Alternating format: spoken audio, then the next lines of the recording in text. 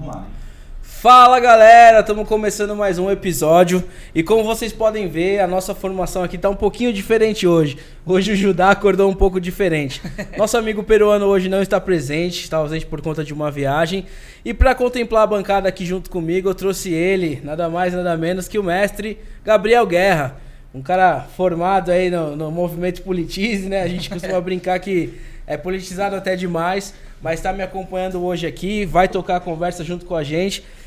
E claro, eu sei que vocês estão ansiosos para saber quem tá do outro lado, ou na verdade já até sabem, mas estão loucos pra gente apresentar de forma formal. E tá aqui com a gente também um grande ícone da política local e também não local, né? Acho que já foi essa proporção há alguns anos atrás. Uma referência pra gente, pra você que é da Baixada Santista, que é da Praia Grande, conhece com certeza ele, Alberto Mourão. Prefeito, fica à vontade. Estamos começando mais um bate-papo, é um privilégio enorme ter o senhor aqui hoje, receber o senhor, poder bater esse papo contigo e também com o mestre aqui, Gabriel Guerra. Tamo junto, irmão. Obrigado pelo convite. É uma honra estar falando com o Alberto Mourão aqui, prefeito que é referência na região. Vamos conversar, um bate-papo, né? Entender um pouco mais sobre política, aprender com quem vivenciou bastante coisa aí e quem sabe construir junto, né? É verdade. Prefeito, vamos lá. Eu que agradeço a oportunidade de estar aqui com vocês, né? O convite de você para participar do seu programa, bater esse papo com a juventude. Bati um papo com o Rafael um pouquinho antes aqui, conversamos, trocamos ideias. Acho que é importante conversar um pouco, quebrar esse gelo, né? Sim. Mas vamos bater papo, vamos jogar bola aqui. O senhor né? tá com 2 anos. Eu não jogo Gabriel, bola, vamos jogar bola. Hoje tá tranquilo. Não joga bola? Não, eu sou cartola do futebol. Ah, tá certo. Prefeito, eu acho que hoje uma curiosidade geral e bem comum é como foi o início do senhor nessa trajetória política, o que deu o senhor a optar por isso, por essa carreira política, enfim, como se iniciou tudo isso? Eu comecei a minha vida pública por acaso, né? Não foi uma coisa que eu falei, vou ser candidato a vereador, vou ser candidato a prefeito, vice-prefeito, não tem nada disso. Aconteceu durante o movimento estudantil. Eu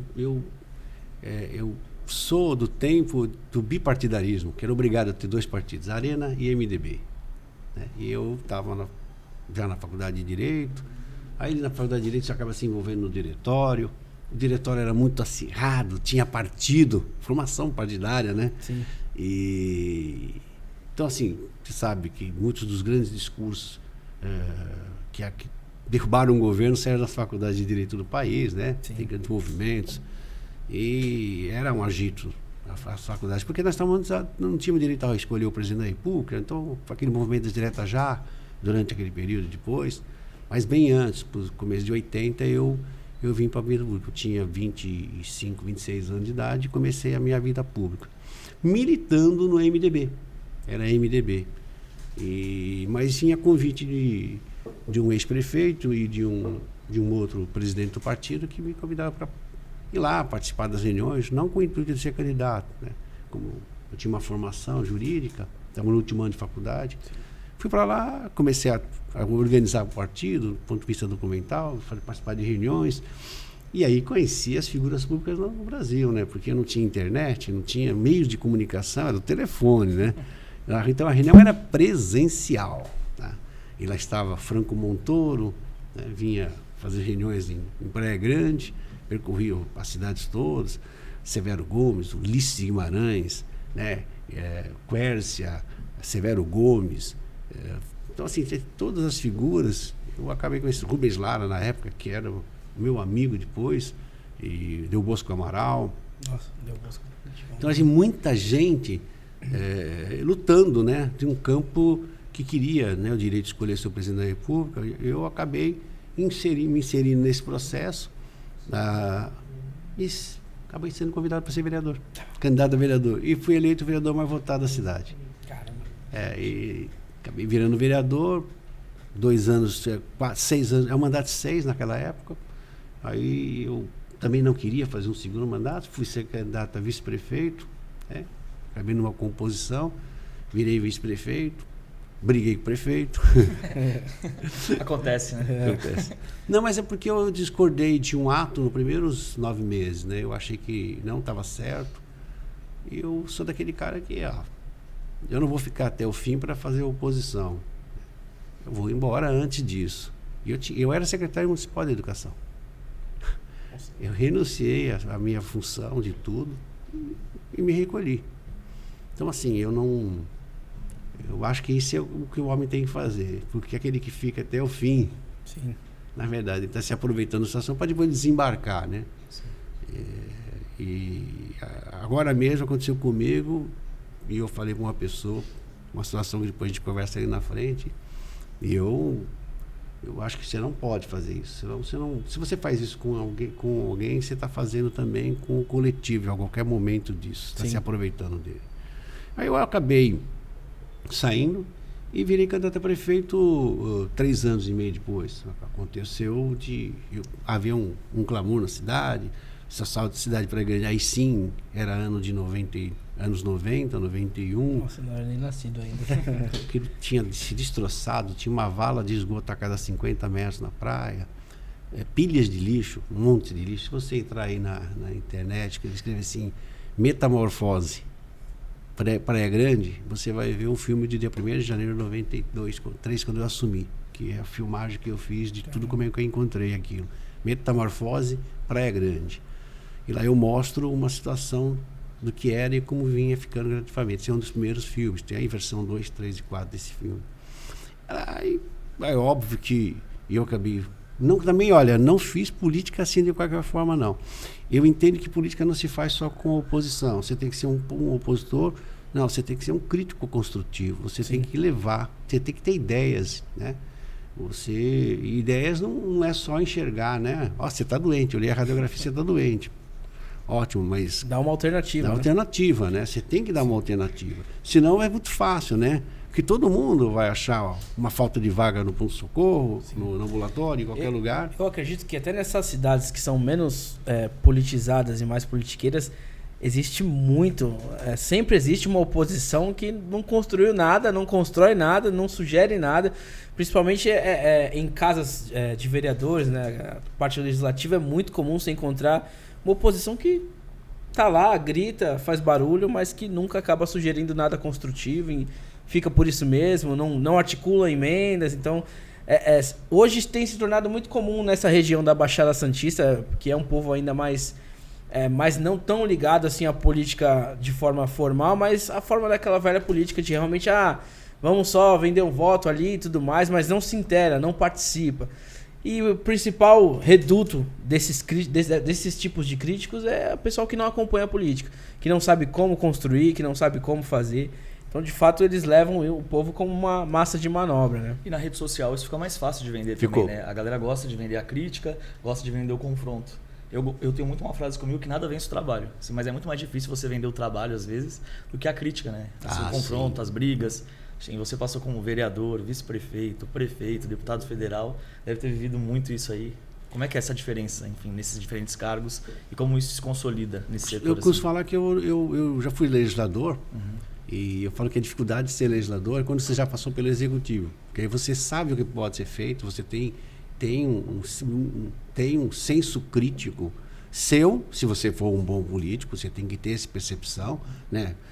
Que você tem que ter essa percepção disso. Quer dizer, se eu no sentido de você falar, eu não posso falar isso, porque na verdade não é uma verdade, né? Eu tenho que falar o que é uma verdade, o que está se passando sobre determinado tema.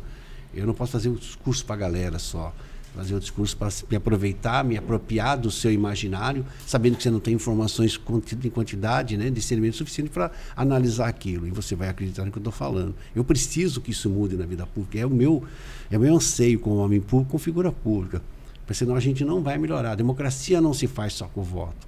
Faz com o voto consciente. Com o voto que conhece por que está votando em alguém, e conhece o discurso e as plataformas que ele está defendendo, que ele defende, e se elas são factíveis, se elas são possíveis, né, de serem, pelo menos, colocadas lá para serem analisadas no Congresso Nacional, se você for a algum lugar. Então, a gente precisa mudar o modus operandi da política para que a gente possa melhorar esse ambiente político, senão a sociedade passa a não acreditar na política. E não tem como viver em sociedade sem política, né? Eu não me basto, né? Eu já falei para um grupo de jovens numa palestra, e talvez tenha chocado, né? que é aquela historinha que todo mundo fala, eu me basto, né? Sim. Eu vivo sozinho, me basto, tal. Só que ele está ali com a internet ligada, né? Quem faz o poder concedente é o poder público, que é a sociedade, né? Sim, e quando ela não funciona, ele bate na mesa, chuta o computador, faz aquilo, mas ele reclama, né? Eu me basto, se a energia cair, ele vai reclamar, né? Mas ele se basta. A energia está chegando como lá? Alguém levantou a varinha, se baixou lá, aí ele saiu, está cansado, vai tomar um banho lá no quarto. Só olha pro próprio umbigo, né? Ele vai lá tomar um banho, liga o chuveiro, tá quentinho, tá isso, e a água está descendo. Agora, imaginou um cara que se basta, ele fazer a manivela, pegar água, jogar lá em cima, para tomar um banho dele, aí botar a namorada para ficar manivelando, para fazer energia, para ele usar a internet, entendeu? Então, assim, ninguém se basta, pelo amor de Deus. E ainda assim ele ia depender da namorada. Que não ia se achar escrava. Né? É verdade. Né? Porque naquela era da antiga, que a mulher é que trabalhava, né? Sim, e o homem que ficava de barriga para cima. Verdade. Quer dizer, então, assim, eu acho que é tipo da coisa que se a coisa pública tem que existir. Porque alguém tem que trabalhar pela coisa que é comum, das nossas necessidades. Se isso é uma verdade, né? Então a gente precisa melhorar este ambiente de relação humana entre quem é o tomador de serviço, que é o coletivo, e quem foi contratado, que é o funcionário, que é o político, que todos nós somos contratados para gerenciar a coisa pública, enquanto a gente não perceber que o prefeito, o governador, o presidente da República é um grande administrador contratado pelo voto. Não vamos brincar, que a gente vai... Deve ter dado risada, alguém está nos escutando aí, falando assim, um grande administrador. Não, eu pressuponho. Mas se você errou, é o começo da minha fala. Nós erramos, escolhemos errado, acreditamos, né? Como vocês falam, a juventude aí, quando o cara lacra alguém, quando o cara faz dá uma trollada, dá trollada, saca aquelas coisas todas. Não, gente, é meio louco. É assim, a gente acredita que fazendo essas brincadeiras... você está resolvendo os problemas. Sim. E a gente precisa enfrentar de uma forma madura para que o país consiga, agora nós vamos fazer políticas públicas, vamos discutir quem somos, né, onde estamos, né, porque na realidade sabe que território, sim, onde eu me encontro, tem uma identidade, né? Nesta região chamada mundo, nessa terra onde eu estou, qual é a minha vocação? Se eu sou um país agrícola, se eu estou na onda agrícola, estou na onda industrial, estou na onda tecnológica, na onda da informação, quais as ondas que eu estou vivendo? Estou vivendo uma só ou estou vivendo em todas? Quem está nos escutando sabe o que eu estou falando. Estou uma galera muito inteligente, suficiente para entender que o Brasil ainda está vivendo diversas ondas econômicas. Tá? A gente pode explorar todas, importantes. O que a gente precisa ter a percepção se a gente tem por essa capacidade em cada uma dessas de gerar mais riqueza, né? Agregar mais valores. Tem que ter o tempo e o modo certo. Né? E aí a gente começa a fazer um plano estratégico de que parte do PIB mundial o Brasil quer. E depois discutir desse PIB, dessa riqueza criada, como é que nós vamos dividir melhor esse dinheiro, né? Quer dizer, nós vamos conseguir fazer uma redistribuição de renda melhor? Essa é a função do Estado. É a discussão que tem que ser aberta. Sim. Certo?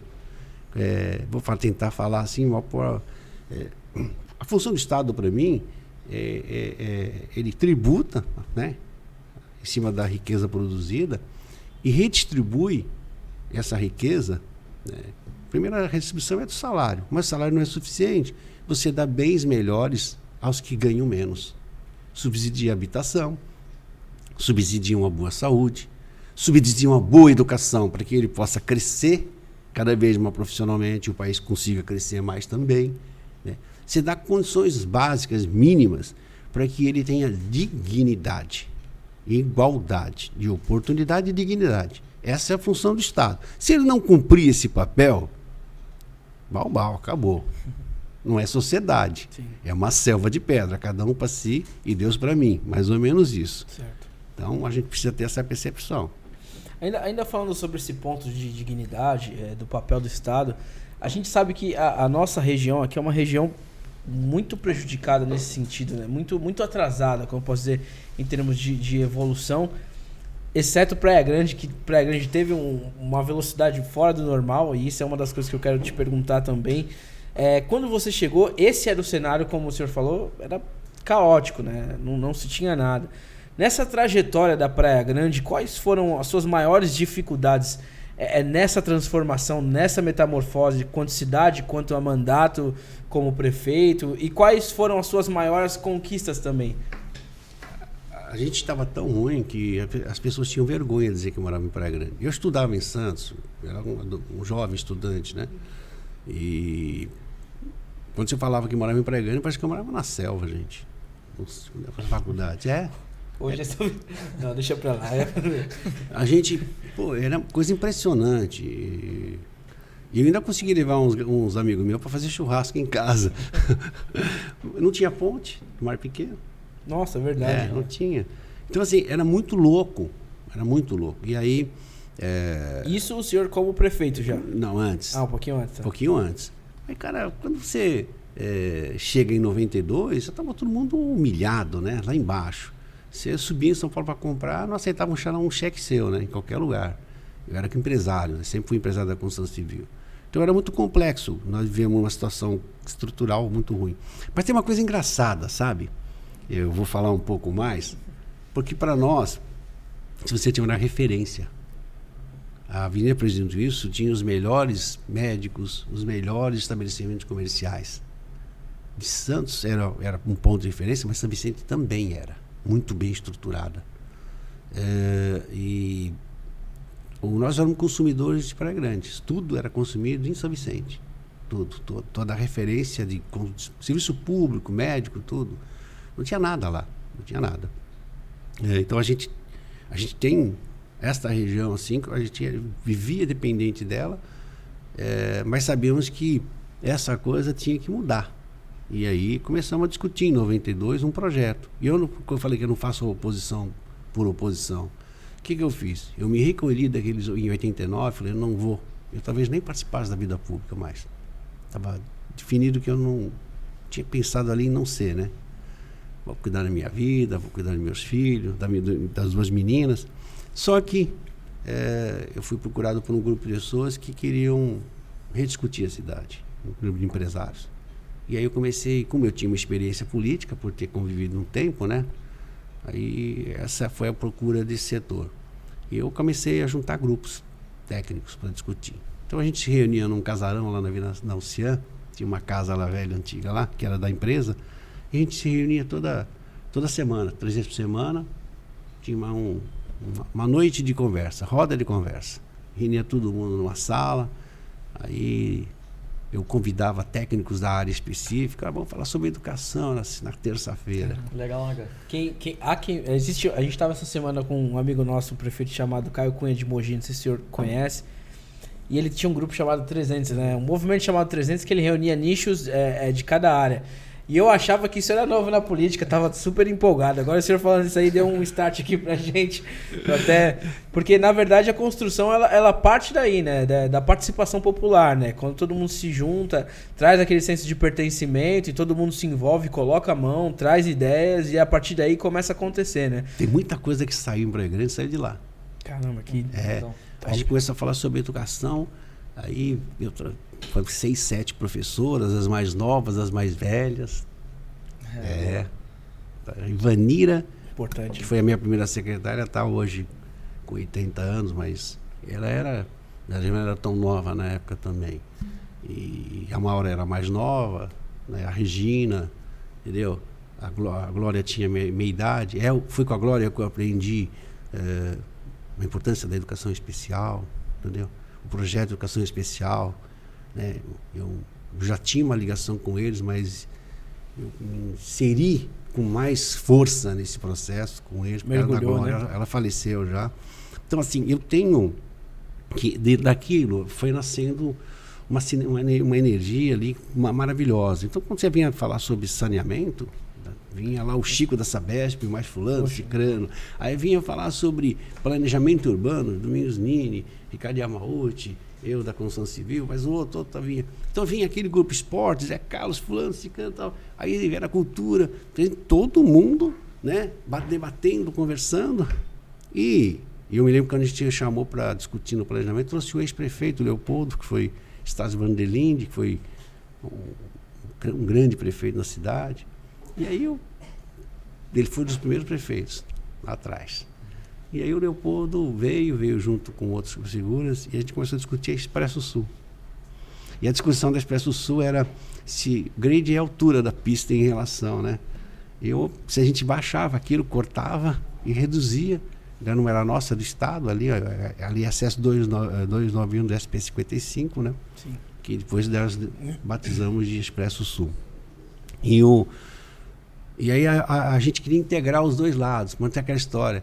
O pessoal é da periferia, o pessoal é do lado de lá, né? Queria acabar com essa história. E também porque morriam 80 pessoas, 60, 70 por ano e 280 acidentes. Por causa que era muito comum, né? A população do lado dos dois lados, né? Sim. E aí começamos a trazer então esse grupo para discutir e falavam. Aí eu me lembro que eu falei, olha, assim, mas se você não criar uma barreira física, né, as pessoas vão continuar. Se a gente baixar o grade da pista, vamos fazer uma grande avenida com uma pista central, mais 2 laterais, nós vamos ter aí 8, 10 faixas de rolagem e vai ter um farol também do mesmo jeito, né? Nós vamos ter problema. A gente tem que fazer macro-drenagem nos seus entornos, já que os canais vão continuar, isso era uma barreira física. A gente preferiu estudar lá na frente, aumentar um pouco o grade em alguns lugares, fazer os viadutos rodoviários. Aí a gente falou assim, nós temos 2 propostas aqui, né? Uma baixa e uma levanta um pouco. Essa que nós vamos guardar na caixinha para discutir se a gente chegar lá. E é o que aconteceu. No primeiro mês de governo, eu dei as ordens de serviço todas para que a gente começasse a matutar tudo que nós conversamos lá atrás. E isso foi logo no primeiro mandato como prefeito, né? Foi. Planejamento. Você perguntou qual é o grande diferencial. Eu digo que governar é que nem na sua casa. É a arte de suportar pressão. Na sua casa, você tem que suportar a pressão dos seus filhos e da sua mulher. Sua mulher tem uma prioridade, seus filhos outra. Nem me fala. E quando um tem tudo, já se formou.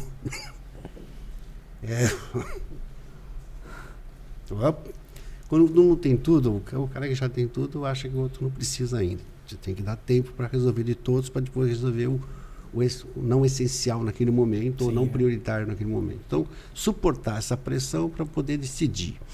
Depois, estabelecer prioridades, né? A prioridade é fundamental. Tá? E a prioridade, às vezes, não é aquela de quem fica muito tenso, nervoso e resolve. Eu vou dizer um caso claro aqui, que ficou emblemático durante anos, eu carreguei nas costas. E quando eu cheguei no primeiro ano, a matriz econômica única de Praia Grande, a matriz econômica é toda a atividade econômica preponderante, né, de alguém, né? Uhum. De um país, de uma sociedade e tal.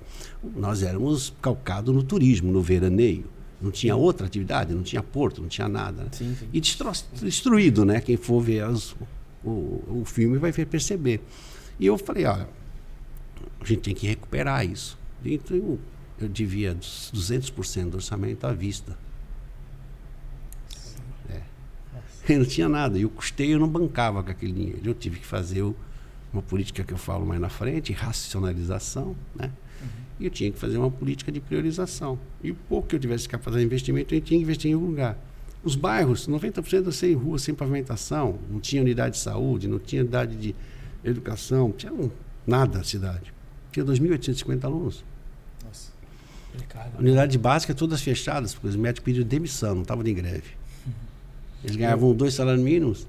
Aí o que aconteceu? Eu fui, além de reestruturar a saúde, que era uma prioridade, né? O pouco que eu tinha, eu fui urbanizar a orla, né? Aos olhos de alguém, deu a impressão que, não é prioridade naquele momento, mas eu tinha que resgatar a economia da cidade. Porque 65% das pessoas que tinham casa de veraneio não pagavam mais imposto. Acho que a dificuldade de qualquer cidade na Baixada, quando se toca numa orla, é essa, né? O povo se levanta, não, mas só mexe na praia, esquecer dos bairros, mas ali é onde gera recurso, né? É o cartão postal da cidade, né? Então... Em pouco tempo, eu entreguei a cidade 4 anos depois, com 25% de dívida só, e entreguei com 200% de receita, 125 milhões, eu peguei com 50%, eu aumentei mais 150% da receita, sem aumentar imposto. Simplesmente o que aconteceu, a inadimplência caiu, porque o cara passou a acreditar na cidade. Sim. Com isso eu consegui começar a pavimentar ruas na periferia. Tudo que foi feito nos bairros foi sem cobrar. Eu fui executando, 2/3 dos colégios foram feitos nos bairros, 2/3 da unidade de saúde, os grandes projetos sociais todos, os equipamentos sociais foram todos feitos no bairro, CRAS, PIX, Conviver, enfim, pavimentação, 100% de pavimentação, 80% de rede de esgoto, 100% de água, 100% de regularização fundiária. Então, assim, tudo só foi possível sendo bancado pela geração de riqueza dessa virada. Por isso que estabelecer. Vou voltar aqui para a gente, foi didático. Suportar a pressão, né? Estabelecer prioridade e racionalização e buscar parceria. Olha para a praia. Mais uma vez vou voltar para lá. Eu não tinha dinheiro para fazer tudo. Eu tinha dinheiro para fazer um piso. O que eu fiz? Fui buscar os parceiros. E aí é publicidade. Troquei os quiosques, os primeiros quiosques foram todos trocados de publicidade. 20 anos de publicidade no totem e troco de construção do quiosque. E aí comecei a botar. Caramba, que top. Então, assim, eu falo que as parcerias podem ser institucionais, né? Imagem, ou ela pode ser de interesse social, do ponto de vista de cidadania.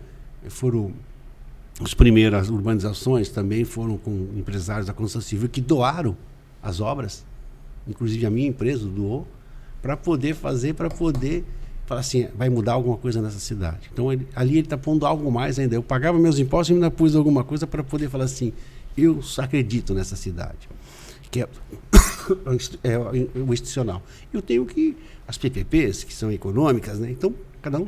Eu fui o primeiro setor público a fazer BTS no Brasil. Daí, quem quiser, tem revista especializada, há mais de 15 anos atrás. Quem introduziu o BTS no setor público foi Praia Grande. Acho legal também a fala do Mourão, no sentido de que ele pegou uma cidade bem problemática, né? Com várias deficiências, mas mesmo assim você estava ouvindo as referências das pessoas, né? Essa questão que naquela época você era um movimento de renovação, de quem queria entrar, né, na vida pública, enfim, renovar a cidade, melhorar a cidade, mas ao mesmo tempo aquelas pessoas que estavam na ponta, né? O professor de educação, o pessoal de saneamento. A participação. A participação dessas referências na construção. Porque às vezes o que acontece, a gente tem servidores, técnicos ótimos, mas a estrutura que é fornecida para essas pessoas é muito problemática, né, nas cidades. Então é muito legal ouvir isso, né, que mesmo como renovação, a importância dessas pessoas que já estão há mais tempo na atividade pública, na gestão pública, para fazer a cidade crescer, a cidade funcionar. Eu não tinha nem gente para trabalhar na época. Eu me lembro que eu cheguei no prédio da Prodep e... Se ele falasse para mim que era o nome de outra cidade hoje, eu acreditava. Eu cheguei lá e fui procurar fazer uma visita no prédio. Eleito prefeito, fui procurar e fui falar com um engenheiro chamado Freire. Cheguei lá, arquiteto, mas ele era muito... Eu falo que ele era sonhador. Sim. Se você vê o Freire por ele, você fala assim, é um molecão, mas um molecão com 70 anos. E Freire, cheguei lá e Freire começou a falar do projeto Rumo, disso, aquilo, da questão ambiental. E ele era do serviço público, né? Mas ele estava encostado no lugar, então deu algumas arestas lá com o governo. Aí eu bati um papo longo, o cara, vi que o cara tinha muitos ideais, sabe aquela vontade de fazer, mas tinha praticidade, também era prático e tal. Fui aquele cara para casa. 7 dias depois chamei ele e falei assim, você quer ser secretário de serviço público? O cara não entendeu nada, né? Então, assim, porque... E ele foi um grande secretário, sabe? Porque ele tinha vontade de resolver as coisas, ele não tinha tempo ruim. De manhã, de tarde, de noite, ele era aquele cara que estava querendo mudar aquilo. Essa é a coisa também, né? Você tem que vestir a camisa. Não é só o relacionamento profissional, né? Existe uma conexão com o projeto, né? Cumplicidade. As pessoas têm que ser... entender o seu país, entender o seu estado, a sua cidade. Você não pode ser um político do ponto de vista profissional daquela lá do escuso. Você tem que ser um profissional, né? Perfeito. Mas você não pode ser político profissional, que é diferente. A gente tem muito hoje aí. Verdade. Eu ia até perguntar, nesse período desse seu primeiro mandato, como era com relação à Câmara Municipal? Era base de governo, era a maioria ou não? Ou era muito rachado, ou 100% oposição? Como funcionava naquele momento? Logo no começo, eu acho que eu não tive oposição, né? Não muito forte, não. Até porque estávamos numa situação bem destroçada e eu não estressei no começo. Eu tinha vindo do Legislativo, né? Eu me lembro que eu fiz uma das primeiras reuniões, eu até citei esses dias num bate-papo informal. Eu acho que o grande problema no Brasil é desperdício de dinheiro público. Tá? O desvio faz parte dele. Existe uma quantidade. Mas o gasto errado é muito maior. É muito maior, vocês não imaginam. As pessoas gastam de forma equivocada. E eu me lembro que eu me reuni todos os vereadores numa sala, no gabinete, e eu falei, olha, eu queria pedir uma colaboração dos senhores. Eu sei que o modus operandi da política é dessa maneira, que está aí agora. Né? O cara taca aí no canto do forte, com um campo de futebol, pega a máquina aqui para cortar o capim, para depois cortar lá no campo do Oriental, para depois, se bobear, amanhã de manhã tem que ir lá em Solemar, andar 22 quilômetros, tem que entrar numa prancha para levar a máquina lá, então vai levar um dia inteiro, no fim a máquina passa um mês e fez nada quase. Eu queria pedir para os senhores que a gente fizesse essa forma de sistêmica, sincronia desse trabalho. Todos os equipamentos vão sair de um canto e vão no outro, trabalhando todos os dias. Vou chegar na outra ponta até voltar. Então a gente vai construir que a cada período X, toda a cidade vai estar capinada, toda a cidade vai estar limpada, um cronograma. E equipamentos especiais vão ficar sob a mão do secretário, que são aqueles equipamentos que não se usam em qualquer lugar. Eu conto muito essa história, cada regional vai ter seu equipamento. É um desperdício, né? Sim. Porque isso aí é um poder político, mais do que, na verdade, solução dos problemas. Né? Me engana que eu gosto. E aí, por exemplo, eu tenho um magnogiro, eu não posso ter um magnogiro em cada regional, custa uma fortuna, né? Muito menos andando com cada vereador para atender demanda própria. Né?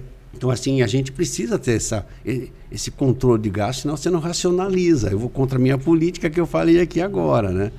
E aí eu convenci eles de que eu falei assim, olha, vocês não vão ver o João pedir para mim resolver o problema Y. Se eu resolver do João, vou resolver do Pedro, do Antônio, Maria, todo mundo na Câmara. Eu me comprometo a não defender defender todos. A boa política é que faz políticas macros, onde todos escolhem a sociedade e quem está fazendo o governo, que é eu e vocês. Vocês têm que escolher que política nós vamos fazer, a boa ou a ruim. A ruim é a que nós fizemos até agora. É isso. Boa. Top. Comunicação ativa, transparência, né? Acho que é importante. E a questão do planejamento para melhor utilização dos gastos públicos aí. E Mourão, o que é mais difícil? A eleição ou a reeleição para você? Você é vítima do que você fala, né? Mais do que você faz, às vezes. A reeleição, se você deixar um passivo... Engraçado, você tocou num assunto interessante. Eu falei para minha mulher como é que eu fazia hoje, ainda ao rumo do restaurante, eu não sei porquê, vai bem lá do subconsciente, o assunto não foi, não sei qual foi o assunto. Eu falei não sei, trocando assunto em alguma coisa de plano de governo. Eu falei assim, Maruca, quando eu toda eleição, e a primeira, né, a gente tinha um plano de ação que a gente levou à sociedade. Eu falei, você lembra daquele livrinho que eu distribuí em campanha? Então, aquilo foi amplamente discutido, bem detalhado, porque eu só colocava ali aquilo que era possível ser realizado nos 4 anos. Eu nunca colocava um pouco mais, porque senão seria cobrado. E depois, eu pegava aquilo, logo que eu chegava, dava uma cópia para cada secretário. Mas secretário é que nem orquestra. São músicos. Se a gente não precisa, se eles tocam sozinhos na orquestra, então não precisa de maestro. E é uma mentira. O maestro, né, dá o tom dessa orquestra. Ela é melhor ou melhor que a outra, depende disso, né, desse maestro. Eu falei assim, ele é um maestro, ele tem que apertar para sair aqui, levantar o tom aqui, baixar, né? Se o cara está querendo atravessar, ele vai baixar para poder entender qual é a importância desse instrumento nesse momento. Então é o seguinte, eu falei para ela, eu tinha a percepção de que eu tinha que gerenciar, senão as metas não sairiam. A pressa era minha, não eram deles. Depois tinha que priorizar, porque umas talvez colhessem frutos melhores, né, do ponto de vista emocional de sociedade, e talvez resolvessem problemas, né, que você não pudesse invertê-las. Eu tinha essa percepção. Então, eu falei assim, eu pegava, fazia uma planilha em Excel, né, uma planilhazinha lá com 200 metas, eu colocava ao longo dos 4 anos, e ainda colocava detalhadamente, né, todas as ações que você começa desde do pré-projeto, do projeto, projeto executivo, minuta de edital, publicação do edital, entendeu? Homologação, né? E tinha fonte de receita na minha planilha, eu botava fonte 1, fonte 2, fonte 3, fonte 4, fonte 5, você orçamento público, né? Que são as fontes vinculadas, as não vinculadas, é onde eu podia usar recursos, e eu de orçamento, eu tenho formação na área, então eu me dedicava bastante, então eu ia procurar o que eu podia gastar de fonte vinculada naquela ação de governo para poder dar start, dar ordem, faça. Eu me lembro muitas vezes que a secretária de obras, todos eles, falam assim, mas vai ter recurso? Eu falei assim, vai fundo, eu já sei o que eu estou fazendo. O problema é meu, não é seu. Eu sei o que eu tô... né? Então, assim, eu tinha assim um modus operandi, que é um pouquinho da lei da atração. Você se inscreve todo dia o que você quer fazer, faz a lista todo dia e lembra dela e lê todo dia que você vai fazer, porque a tua cabeça vai ser cobrada. Parabéns, prefeito, pela organização. Teve uns prefeitos regionais aqui escrevendo um tempo atrás uma listinha, um caderninho que passou tão longe que não conseguiu fora, se reeleger. O meu caderninho eu pegava todo dia. E era caderno no começo mesmo, era caderno, literalmente. Depois ele passou para a planilha Excel. E vinha, cara... Prefeito, agora está mais fácil. Agora você pega o lembretes. Se você pega meu telefone, tem um lembretes no Apple. É verdade. A relação de lembretes. Modernizou, tá vendo? Tem que se atualizar, né? Isso é uma pergunta que eu queria até perguntar para o senhor. Como foi essa adaptação com a modernidade? O senhor vem de uma época em que a política era tete a tete, e ainda aperto de mão, conversa, explicar manuscrito, e aí tudo vira digital, tudo vira internet, as propostas hoje são colocadas na internet, a televisão um pouco antes da internet, então começa-se a ter uma distância.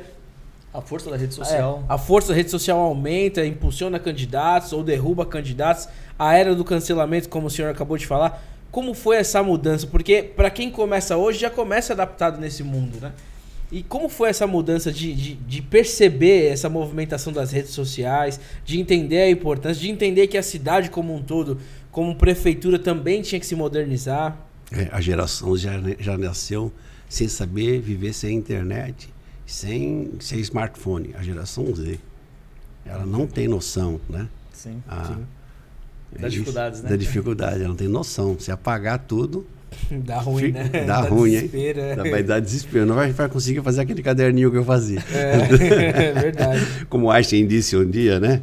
Olhou um cara um marceneiro colocando a fechadura na porta, olhou assim e virou para ele assim, mas como é que você faz isso?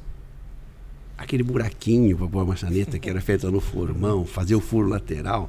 Como é que você ia colocar a fechadura para colocar... Para ele, Einstein, a visão dele, ele é tão inteligente, né? A coisa que...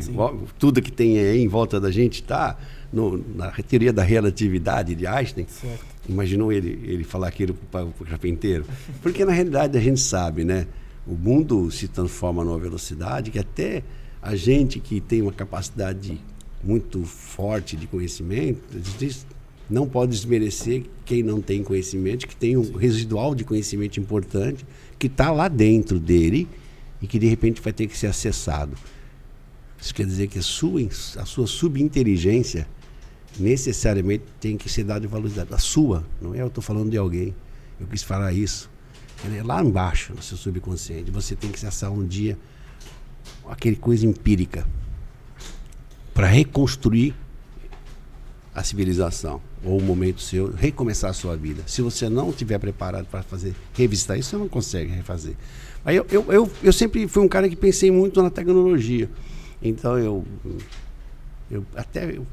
fico pensando o que vai acontecer sempre lá na frente. Acho que planejamento é isso. É estabelecer um cenário futuro, né? Analisar com as informações de hoje o que pode acontecer,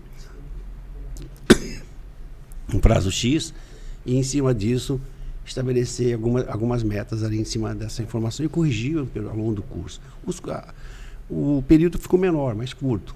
Antes a gente levava 25 anos, 20, 15. Hoje, em 5 anos, muda tudo. O que nós estamos conversando hoje, talvez vai valer os conceitos. Claro. Mas não vai valer, né, as ideias. Pode ser que tenha mudado. Ou se errou, não. Houve uma tecnologia nova. Né? Então, essa corrida por energia nova e limpa, do hidrogênio, talvez mude muita coisa daqui a 5 anos. E a gente vai se adaptando, né? Mudam-se, na verdade, os formatos, mas a essência permanece a mesma, né? A gente vai sim. só, assim como a famosa marca aí de refrigerante preto e vermelho, que a gente não precisa citar o nome, mudam-se os métodos, né? Muda-se a embalagem, mas a essência é sempre a mesma. É fascinante a tecnologia e a mudança que ela faz, e a disruptura que ela provoca na economia e em toda a relação social. A relação social, independente tecnológica, muda e cria disruptura.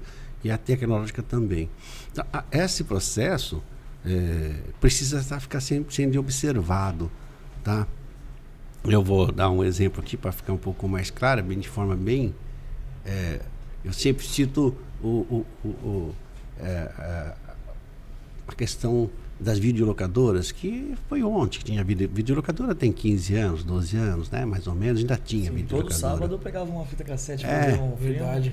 Então, se a videolocadora, o cara vendia CD pirata na praça aqui, tem algum para vender?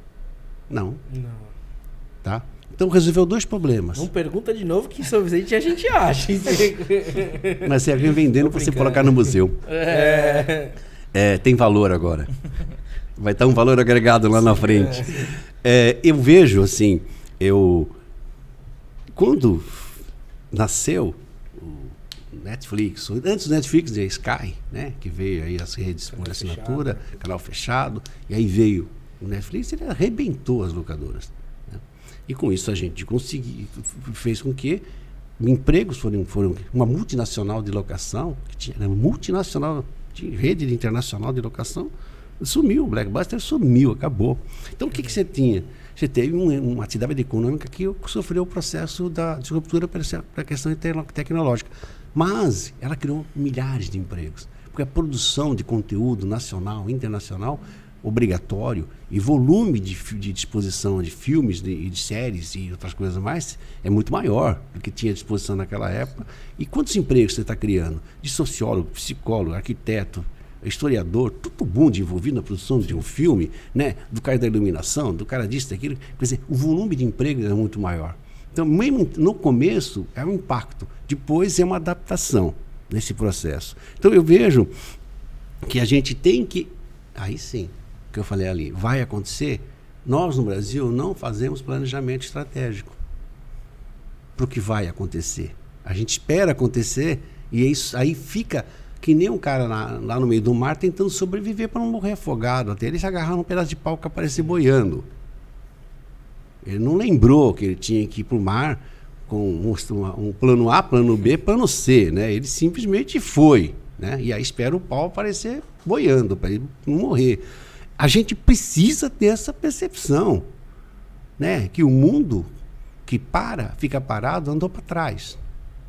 Quem fica parado já andou para trás. Então, o que a gente precisa é fazer planejamento estratégico de país, de cidade, estado, país e individual.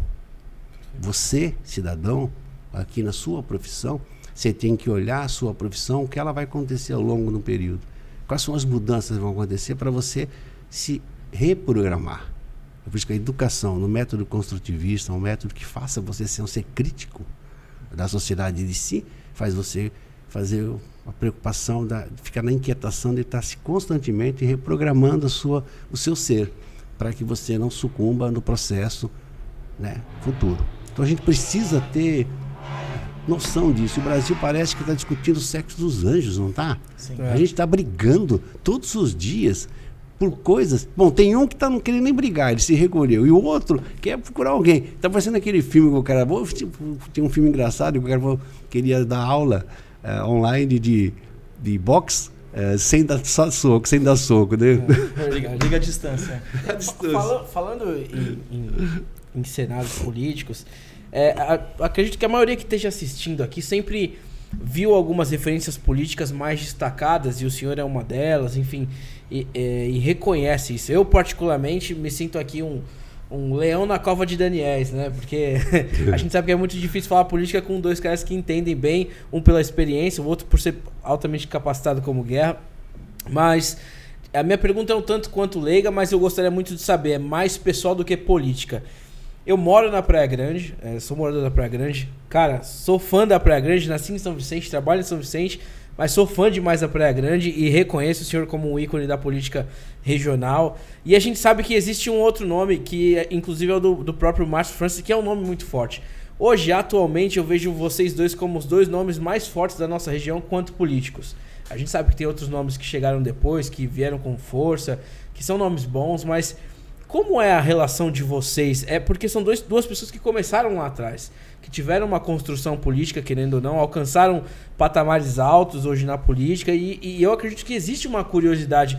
Poxa, por que duas pessoas boas não se conectam? É como a gente pensar num time de futebol de repente ver, poxa, por que será que, como é Messi e Cristiano Ronaldo? Como seriam os dois juntos no bate-papo? Parece meio infantil a pergunta, mas são dois ícones da política da região e acredito que já passaram desse status da região. Sim. Eu acredito que são do cenário do estado de São Paulo e do Brasil. Vocês se tornaram essa referência. Vocês já tiveram alguma ligação de relacionamento? De, poxa, olha, me ajudou nessa construção, me ajudou naquilo? Ou hoje, se já tiveram, por que não estão juntos? Ou se nunca tiveram, já pensaram em ter essa parceria, essa construção coletiva? O Márcio, eu apoiei ele na primeira eleição para prefeito. Poxa. Eu era prefeito, tinha dado aquele boom, né? Uhum. E ele, um amigo que é íntimo nosso, me procurou para pedir o apoio. Até arranjar um problema no partido, que na época, vamos a sério aqui, né? Era o MDB, né? Eu acabei fazendo um filme pro Márcio na época e tal. Ele era um garoto, ele tem, acho que, um garoto, 6 anos de diferença de mim, mas 7. Sim. Normalmente é uma diferença, a gente chama de garoto porque eu já estava na frente, né? No ano no mandato. Eu acabei virando deputado depois, né? E o Márcio demonstrou ter uma capacidade política muito forte. Ele é um bom político, tá? E ele mesmo fala, E aí depois, um tempo atrás, uns anos atrás, fomos jantar, que é a convite dele para conversar sobre política, e ele falou, Moral, você tem uma coisa de bom que eu não tenho. Eu não me considero um bom administrador, mas eu me considero um bom político. Isso é uma verdade, né? Eu também não me considero um bom administrador. Eu sou um cara que está dando certo, né? Vamos fazer assim. Sim. Não vou... Mas eu acho que em determinado momento eu fiz menos política e fiz mais governo. Isso não... Para a política não é bom, né? Mas para a cidade foi bom. Sim. Eu procurei... Você fala assim, mas... Você foi prefeito 5 vezes, né? A segunda vez que eu voltei a ser prefeito, eu não queria. E os meus amigos também não. É difícil, né? Família, amigo, acho que... pesa muito na decisão, né? E porque eles achavam que eu não faria a mesma marca. Eu saí com 93% de ótimo e bom do Ibope. O que aconteceu? Eu tinha feito um governo que se transformou nos meus 4 anos. A ponto de eu ter 127 mil votos para deputado, naquela época, numa cidade que tinha 100 mil habitantes. Entendeu? Mas foi a primeira vez que alguém se elegia fora do eixo da Praia de Santos. E voltar, poderia se correr o risco de não ter o mesmo feito, né? E vim com uma situação adversa, porque quem me sucedeu não fez um bom governo, saiu de lá e se elegeu com 83% dos votos.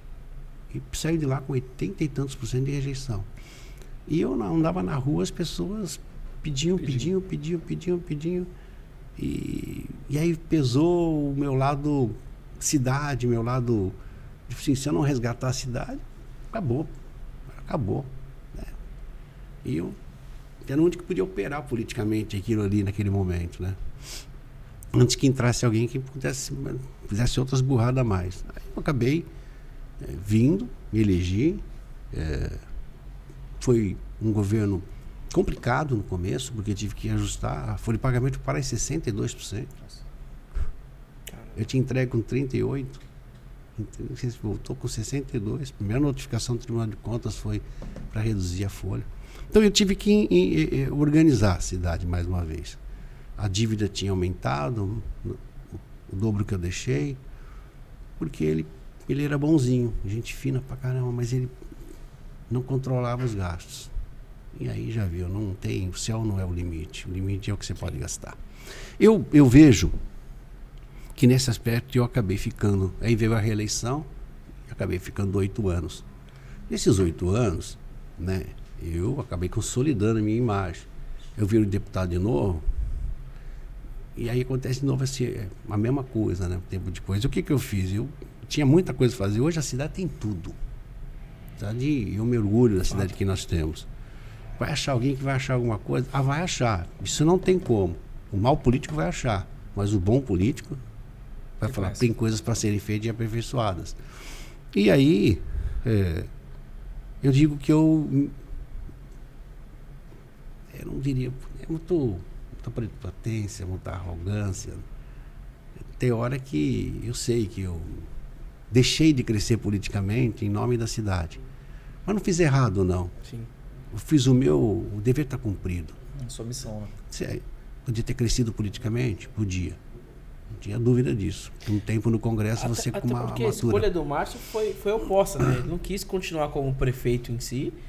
Enfim, seguiu a trajetória política dele, você sabe. O tempo lá é que é senhor da verdade. Você chega. Hoje, quando você chega no Congresso, né, se você nunca passou por lá, você vai chegar no momento que você tem que costurar apoio, conversar com um A, com um B, entendeu? Devagar, né?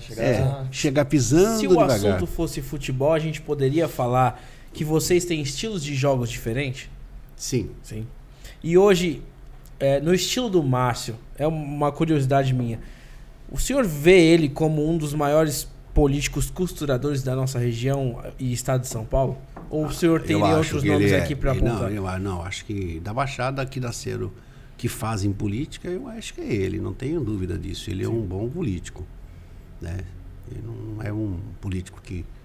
Ele está sempre no lugar certo, no horário certo. Política também tem muito isso. articulador, né?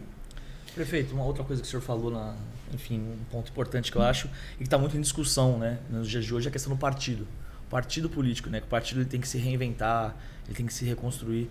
Como é que o senhor vê isso, assim? O senhor tem uma trajetória no MDB, PSDB, voltou para o MDB, e como é que essa reconstrução é importante? Quais são as diferenças desses dois gigantes, porque são dois partidos gigantes na história do país, sim, MDB e PSDB, e essa importância dessa reconstrução que a população pede, né? Na rede social a gente vê muito pessoal falando sobre isso, né? As pessoas estão mais focadas em votar em pessoas do que nos partidos que elas representam. Como é que é a sua opinião sobre isso? Assim? Eu acho que a gente tem que mudar a política no país, da partidária. A sociedade entender que partido é que parte da sociedade pensa de forma diferente sobre os problemas públicos, sobre a coisa pública, né? Uns com a visão de Estado mais liberal, né? Onde solta as amarras, cada um por si, né? E cada um vai sobreviver, ou então o Estado provedor de tudo, que também é utopia, os dois são utopia, né? Porque a função do Estado é a redistribuição de renda, para mim. Eu sou de um pensamento social-democrático, eu acho que a gente estou mais no centro para a esquerda do que do centro para a direita, eu entendo isso, né? Quando eu defendo políticas claras de apoio social às pessoas, desde que haja responsabilidade. Eu não acredito em dar, eu acredito em dar oportunidade, né? Dar oportunidade de prover meios para que você seja igualdade de condições, a equidade. A equidade seria um acesso para todos, né? A equidade é o que é o modo de transparência na coisa pública. Eu acho que a gente precisa amadurecer a formação de partidos. Então, eu vi aquele discurso às vezes, vocês querem tolir a democracia acabando com partidos. Não é porque você tem 30 partidos que você está fazendo democracia. Porque você, na verdade, não tem 33 pensamentos diferenciados, né? Você tem no máximo 7, 8, se você quiser forçar a barra de pensamentos. E quando você cria a oportunidade disso acontecer, não obrigando, né? Agora acho que essa reforma o caminho é essa, criando as cláusulas de barreira, gradativamente isso vai acontecer. E depois, com esses partidos, tornar eles mais democráticos, né? Tem que ter diretório constituído com votação nacional, estaduais também, municipais, né? Não tem que ter dono o partido tem que ter debate interno, né? Como a gente fez lá atrás, no começo da minha fala, quando começamos esse programa. A gente tinha um debate, aquelas reuniões não eram para discurso, era para estratégias, para a gente alcançar a redemocratização no país. Hoje a gente não faz mais reunião de diretório para discutir políticas públicas. Sim. É estratégia de poder, não é estratégia de causa pública. E é isso é o grande diferencial que a juventude tem que trazer. A gente tem que mudar isso, tem que formar quadros, e isso é a minha vontade. Eu quero participar, né, no curto prazo, na formação de quadros. Eu quero conversar e dialogar muito com a juventude. Porque o que eu posso deixar para essa juventude, a minha experiência, é passar o bastão. Agora, eu posso bastar um bastão para um cara que vai andar 100 metros e vai cair, ou um cara que vai ter fôlego e saber que ele tem que passar, né, para alguém ali na frente novamente. Ele tem que ter um compromisso com a evolução da raça humana. E aí, dessa raça mesmo, aquela que sabe o seu papel de evolução como espécie.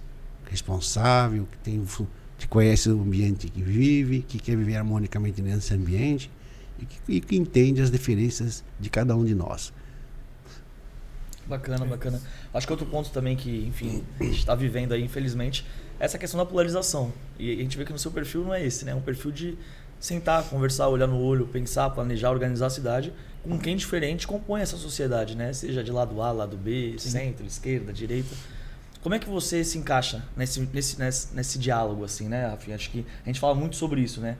Às vezes as pessoas têm medo de falar algumas bandeiras. Você deu um posicionamento claro da sua corrente, de como você pensa, de como você acredita a coisa pública, mas é difícil, às vezes, alguns políticos falarem sobre isso, assim.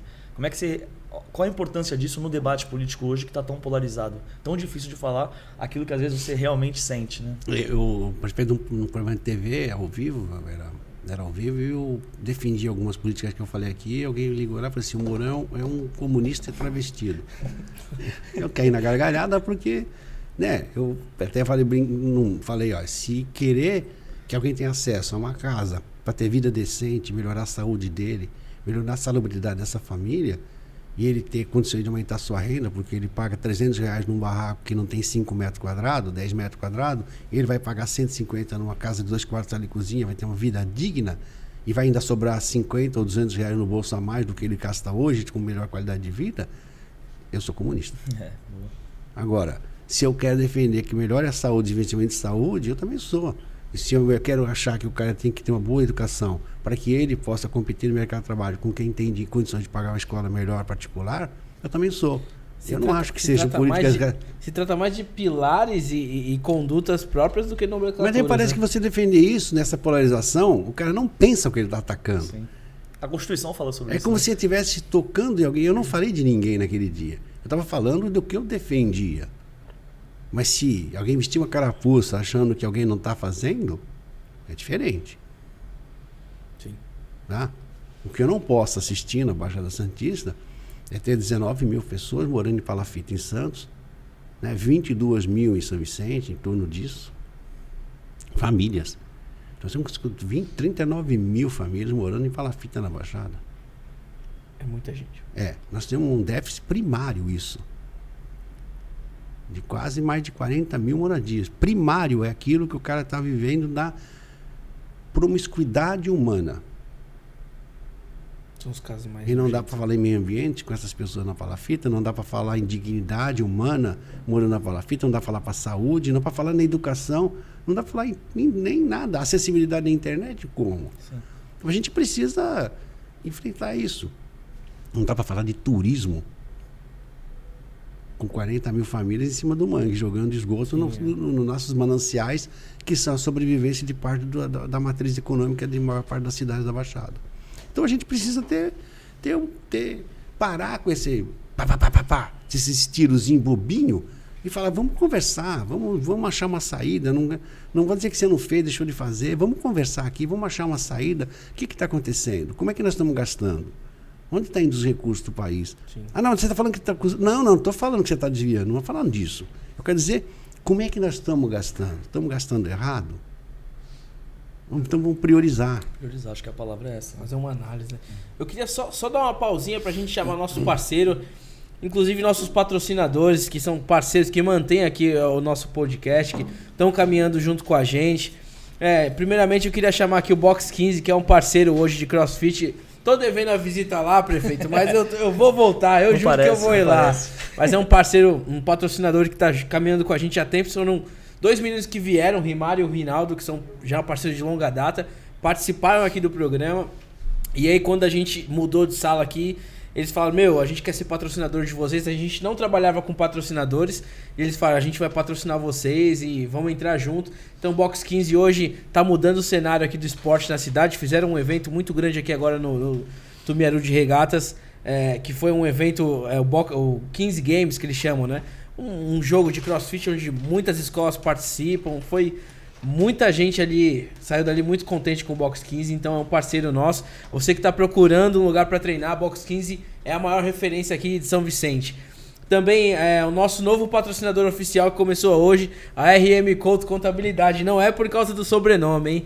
30 anos fazendo contabilidade aqui na Baixada Santista. É uma empresa com seriedade, que vai cuidar da sua empresa. Então, desde abertura de firma, alterações, toda a parte tô perdido aqui nas câmeras. Toda a parte de registro aí. Você que tem dificuldade de como atualizar seus quinais, enfim, suas atividades da empresa, você pode procurar imposto de renda, entre outros. RM Couto Contabilidade é a melhor opção para você. E também o nosso parceiro de hoje, que a gente não ia deixar o prefeito sair daqui sem degustar alguma coisinha. E a gente pensou num lanche, numa coisa bem urbana aqui. E tá aqui nosso parceiro, o Plano Hamburgueria. O melhor churrasco, o melhor hambúrguer da região, feito na parrilha. Hambúrguer de alta qualidade. Até minha boca até saliva. Eu até uma batatinha. É difícil manter. Ó. Ah, que barulhinho. Os parceiros do Plano tem os melhores lances da região, com os melhores preços também. Você pode ir lá. Hambúrguer feito na parrilha, de alta qualidade. Carne de 180 gramas. Então você não vai ficar com vontade de ir lá e vai deixar passar. Hã? Tá sequinha, douradinha. Batatinha sequinha, né? Muita qualidade. O Hugo e o Yuri são parceiros nossos que caminham já com a gente. Então, você que tá procurando um lugar para ir, lá também tem os melhores cortes de carne, bife ancho, entre outros. Você pode procurar lá que você vai ser bem atendido. Tem suco lá? Tem suco, tem drink, tem tudo. É completo, mano. É porque trouxeram água. Que aí faltou um pouquinho. Mas, vamos só dar continuidade aqui. Se você quiser ir abrindo, fica à vontade, prefeito. Pra tá degustando aí. Eu vou até abrir aqui pro senhor aqui. Senão... Não vou comer agora aqui, não. Senão você vai comer. Então vamos deixar pra falar, depois. Não, o Guerra também vai se senão o Rafinha já tá de olho nesse lanche. Tô mesmo, eu já não tô, já até esqueci as perguntas que eu ia fazer. Eu vou deixar aqui pro nosso produtor o Garra aqui levar aqui. E aí depois a gente vai tocando. Prefeito, uma das perguntas que o Guerra fez foi dessa troca de partido, MDB, PSDB. Como que o senhor enxerga esses dois partidos que são gigantes hoje na política? Como que o senhor os enxerga hoje? Não na questão só de bandeiras, mas como movimentações aqui na Baixada Santista. O senhor continua tendo ainda uma ligação com o PSDB distante? É uma parceria entre os dois, o MDB, ou não? Está no MDB hoje? Pretende ver planos futuros? Eu sou da escola de Ulisses Guimarães. Qual era a frase de Ulisses Guimarães? Ah, o senhor me pegou agora. Fala aí que agora. Essa me pegou não também. feche a porta o suficiente que você não possa retornar. Isso é boa. Política é assim. Alô, PSDB, tô voltando. Tô brincando. Não, porque você retorna para conversar, dialogar. Dentro daquilo que eu falei antes, política é parte da sociedade que pensa diferente, um partido. Ora, se eu tô lá sentado com alguém do centro-direita e eu sou do centro-esquerda, os pensamentos são iguais, mas tem coisas que são comuns. E que pode se que eles sobrepõem. Então, o que é núcleo comum, está tudo certo. O que não é núcleo comum, vamos negociar uma aproximação desse processo. Eu entendo que política é por isso que eu falo que quanto menos partidos tiver, mais o debate vai ser em cima de coisas. Né? Não de oposição de governo, que a gente sabe que muitas vezes acontece. E aí a gente consegue dar uma ação de governo para um governo. Né? Não um condomínio de apoio que só é para dar sustentação de governo e não para realizar um plano de ação para transformar o país. Eu acho que o O PSDB tem esse perfil também, porque eles são pessoas com equilíbrio. O PT também tem, viu, gente? Sim, sim. A gente, você fala, pô, mas nós estamos... Não é. Ele tem uma organização política, ele é um partido estruturado, tem, né, debates internos, né, de todos os partidos. Eu vejo que dialogar com esse tipo de partido é interessante. Eu, quando fui deputado outra vez, eu sou autor de 2 leis. Uma que era a Lei de Proteção à Vítima e Testemunha e outra era a Lei de Proteção que regulamentou as franquias no Brasil. A relação entre o franqueado e o franqueador. E me lembro que quando eu procurei o líder do PT para falar sobre a lei que eu tinha conseguido pautar, que era a Lei de Proteção a Testemunhas, ele era o genuíno líder.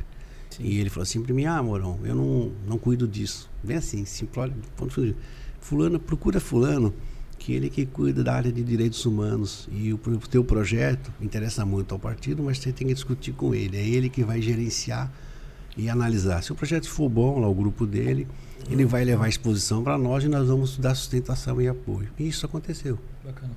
Entendeu? Então, eles tinham muito dessa divisão, né, quando você ia num lugar. Eu acho que esse amadurecimento que foi acontecendo. O Brasil, o MDB é um partido consolidado, né, que sobreviveu a muitos percalços políticos e muitos terremotos internos partidários. O PSDB também passou por alguma coisa, o PT também passou todo esse processo. E você tem partidos que ainda estão em processo de ajuste, né? Então, o União é um partido novo, apesar de vir do DEM, mas ele juntou com o PSL, que era um partido novo também. Sim. Então a gente sabe que vai viver um saco de gatos ali ainda, um bom tempo, até ajustar. Porque foi formado num momento que a política se faz por poder individual, não por poder coletivo, de ideias e de propostas, né? É diferente. E acho que o PSB é um partido que já passa por um lado mais ideológico também, né? Ele tem as suas brigas regionais. Para mim, vão ficar 12 partidos, né? 12 a 14 nessa eleição que vem.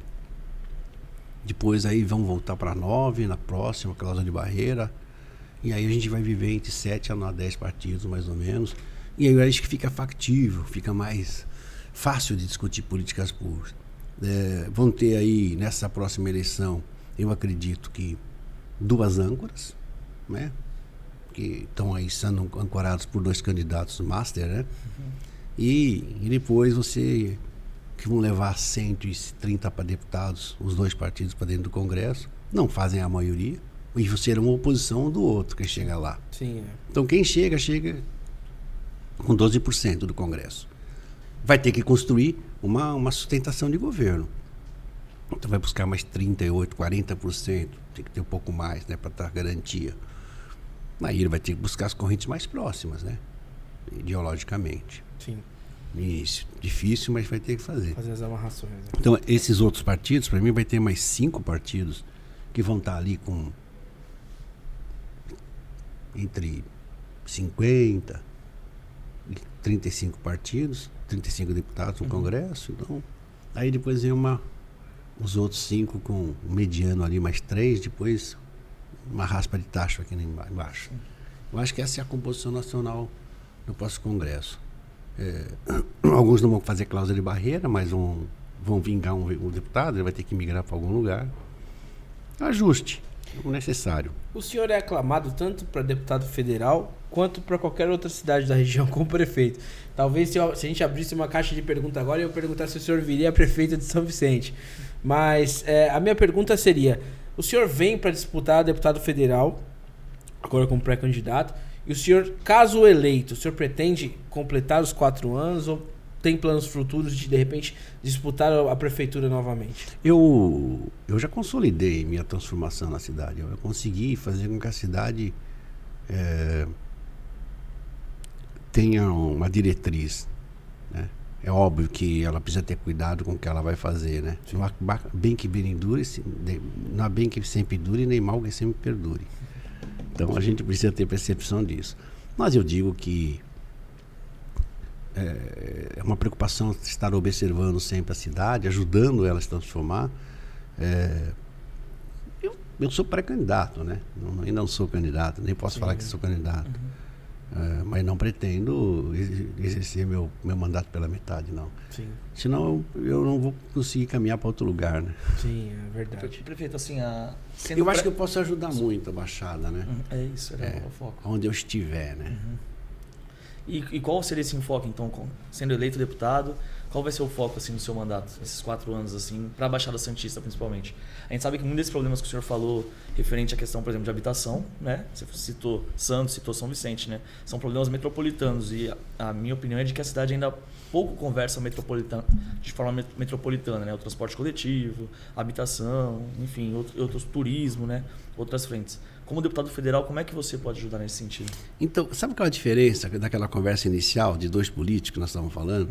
A diferença é que quem exerceu o mandato, ficou longamente, viveu aí, principalmente no último momento, e absorveu, se mergulhou na execução, ele percebeu a dificuldade de ter saúde, né, conhecer os problemas, que falta saúde ainda plena, mas ele conhece o calabouço dos problemas, as prisões que foram criadas ali dentro da estrutura pública.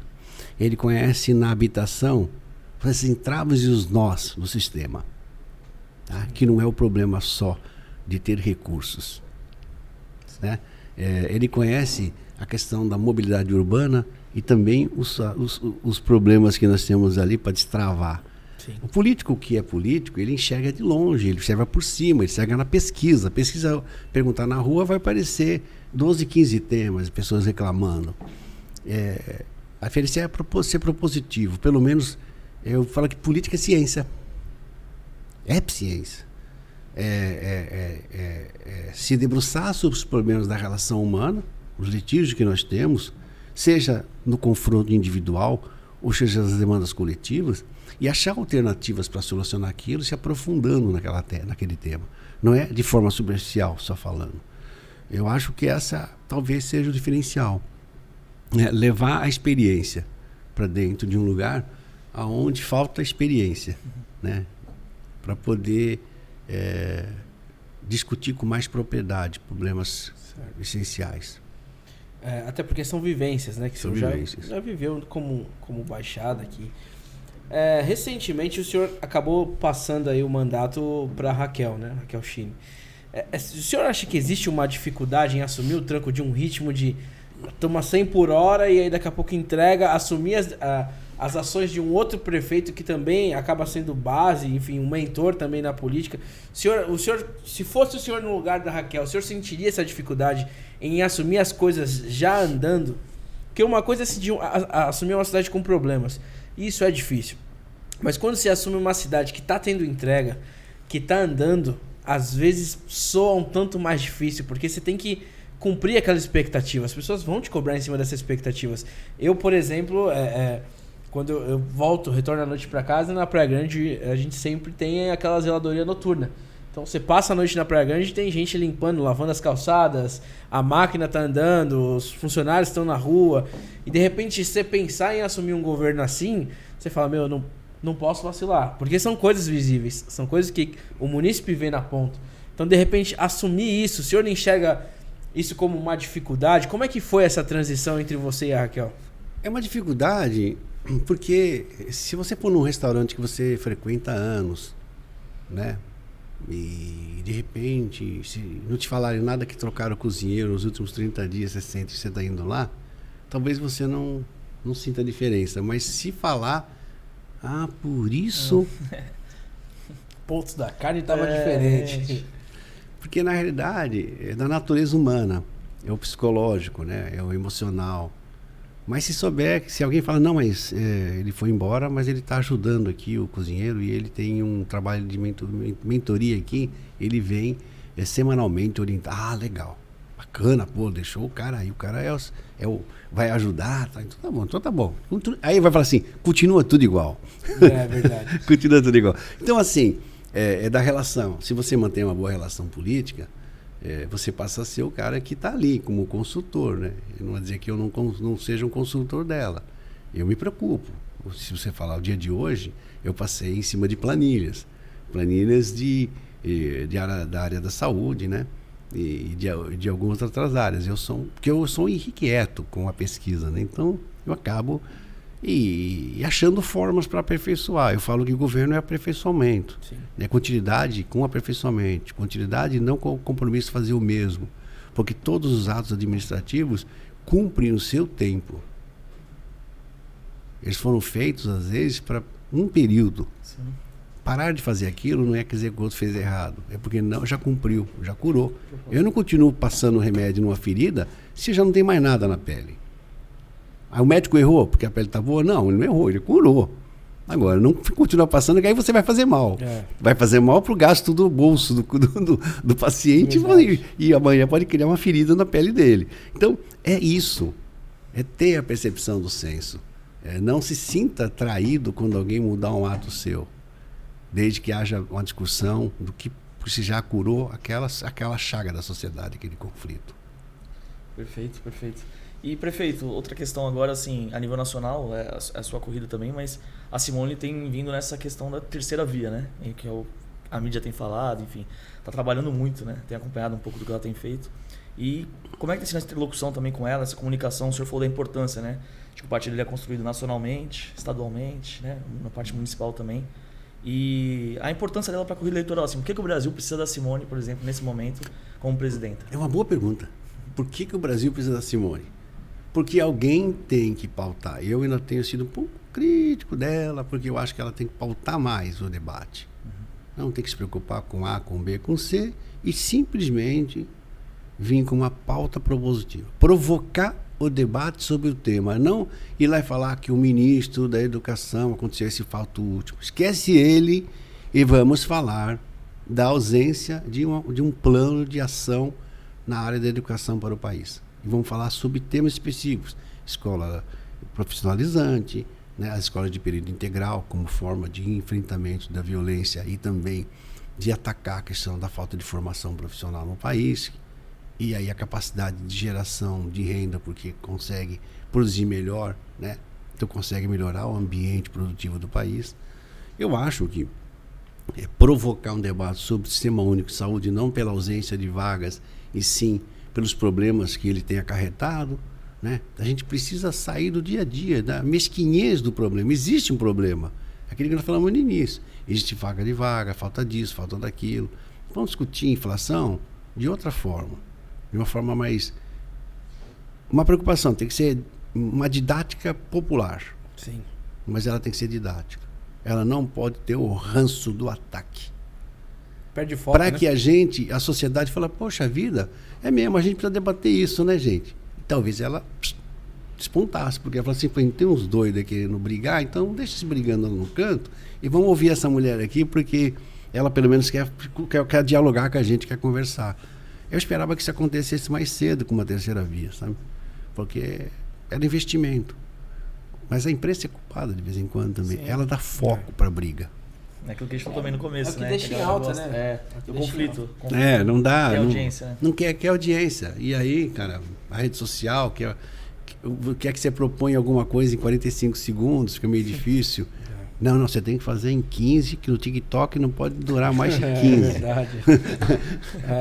A gente estamos caminhando para o fim, só tenho mais algumas perguntas. Uma delas, eu acho que até eu estava conversando com o Guerra. Nesse cenário para Estado aqui, a gente sabe que com a saída do Márcio França, a competição para o governo, sobram-se dois nomes que estão hoje à frente aí, que esses votos do Márcio podem brigar para os dois, né? Tanto para o Haddad como para o Garcia. Como é que o senhor enxerga esse segundo turno, um possível segundo turno? O Rodrigo tem tendência de crescer, né? Ele já cresceu bastante, já dobrou, né? Sim. Foi para 13%, empatou tecnicamente com o outro. O Tarcísio, a tendência dele é crescer um pouco ainda pela transferência de voto do Bolsonaro, que tem um índice de aprovação de governo de ótimo e bom, em torno de 20%, então ele consegue talvez chegar nessa transferência. Depois ele tem que caminhar com as suas próprias pernas. Campanha não existe essa possibilidade. Isso eu falei para a Raquel quando eu fui apoiar ela. Falei, eu vou até aqui, daqui para frente é você. Sim. Né? Então, assim, eu não vejo que o embate será, lógico, o Haddad num canto, indo para o segundo turno, não tem dúvida disso. Difícil, muito difícil não ir. E aí o segundo turno é o corpo a corpo. É o corpo a corpo. É o corpo a corpo. O Márcio, ele estava no poder e ganhou por 1% do SCAF, não esqueçam disso. Verdade.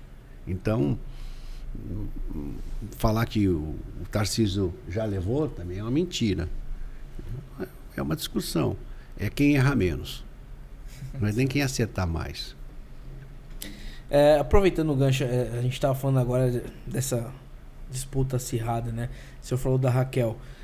No cenário que a gente teve nessa última eleição, incluiu a terceira, uma segunda opção, na verdade. A terceira não, porque o senhor não estava, né? Raquel e Danilo Morgado. O Danilo, eu acho que chegou aí bem perto, né, nessa disputa. Como é que o senhor vê essa entrada do Danilo nessa disputa do cenário? Praia Grande, que sempre teve a preferencial ali pelo senhor e tudo mais, de repente, numa troca de liderança do nosso atual governo lá da cidade de Praia Grande, vem alguém para disputar, esse alguém depois vem para federal agora também, é pré-candidato a federal. Como que o senhor enxerga esse cenário? Com normalidade, né? Normalidade do ponto de vista de disputa hoje, né? Lá atrás eu digo surpreso, né? Mas aí eu sou um cara que eu não... Vai falar assim, Mourão, você ficou chateado. No momento você fica, né? Você tem um governo que eu sei que eu fiz, um governo que eu andava na rua, né? Sempre é muito aclamado, muito acalentado, e de repente aparece. Aí você vai buscar. Eu não sou o cara que quebra os móveis de casa, nem nada, essa história que eu já sei que aconteceu em alguns lugares por aí. Eu não vou, não vamos fazer isso, né? Vamos procurar saber o porquê, né? Não tem capilaridade, não tem envergadura, e não tem o que eu falei para minha esposa hoje, não se faz política boa, de qualidade, de conteúdo. Ela é aquela que você joga uma rede e pega peixinho pequeno, grande, você pega quem quer ser pescado e quem não quer ser pescado, né? Que é o voto inconsciente. Sim. Esse voto muito colocado no emocional num determinado momento. Você estava no meio do... E aí você foi entender, no meio da pandemia, onde já estava quase no fim, as pessoas mais irritadas, mais atacadas psicologicamente. Isso influenciou, né? Foram não votar 28 mil pessoas a mais. Teve uma eleição difícil, né? Essas 28 mil eram as mais antigas da cidade. As que conseguiram ver a transformação e ter mais pé no chão. Foi uma eleição atípica, né? Acho que a gente levava de primeiro turno se essas pessoas vão votar. Porque elas não foram, falaram assim, já ganhou a eleição. Porque era consciente. O momento era crítico. Então, esse é o aspecto. Mas eu não me conformei com isso. E eu fui me debruçar um pouco mais sobre essas informações. É óbvio que teve outro componente financeiro, são de coisas que a gente não dá nem para falar aqui, né? Uma segunda coisa é que não era o próprio nome do senhor em si, e também quem está ouvindo, quem está escutando, sabe, né? A coisa foi muito mais complexa do que nós imaginamos. Basta ver aquele episódio da Vila Sônia. Eu vejo que tem um negócio, vamos falar sobre isso, a geração Z, Y, né? A geração milênio, todas as gerações aí. Ela sabe por que elas foram formadas, essas gerações? Por que foram dados esses nomes? Não sei. Então, eu também achava que... Eu ficava pé da vida, né? Assim, porra, quer dizer que agora eu não sou ninguém, né? E como ao longo da vida você estudou a formação das gerações, de forma, cada geração a cada 25 anos, para mim era uma questão mais matemática, né? De 20 a cada 25 anos, né? E aí eu fui pesquisar para descobrir, e o texto de um grupo de cientistas internacionais, né? Internacionais, não são nacionais, ele começa assim: não fique pensando que nós estamos dando nome a gerações porque nós queremos e é moda. Não serão geração Y, Z ou W, o que for. Essas gerações são divididas, e não de forma cartesiana, quer dizer, a cada 25, ou 10 ou 15, mas de acordo com o impacto que alguém sofreu em determinado momento e que provoca situações que vão ser irreversíveis lá na frente para essas pessoas. E eles foram se debruçando sobre isso. Foram buscar por que em determinadas gerações existiam problemas que hoje estavam quase insuperáveis, né?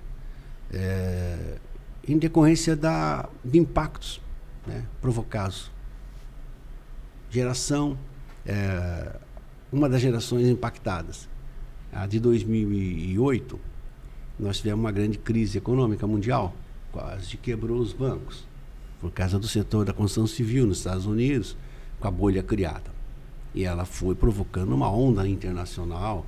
Aí foi aquela famosa frase do Lula: é só uma marolinha. É só uma marolinha. E de fato não atingiu muito nós, porque eles já fez a venda da linha branca e muitas coisas que se inventou na época, mas tinha um grande marco regulatório. Se a gente quiser um dia falar sobre isso, o marco regulatório do sistema financeiro nacional. Isso foi o grande trabalho do Fernando Henrique que salvou a gente em 2008. Bom, aí imagine você, seus 22 anos, saindo da faculdade em 2008, 2009.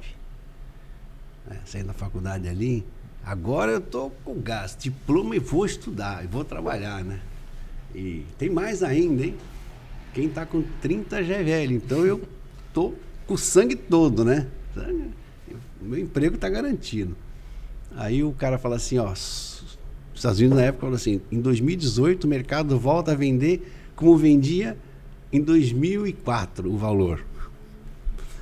Assim, ia levar 10 anos. Nossa. Imagine os empregos que não foram feitos. E as pessoas ficaram patinando. Ficaram patinando ali nos seus subempregos.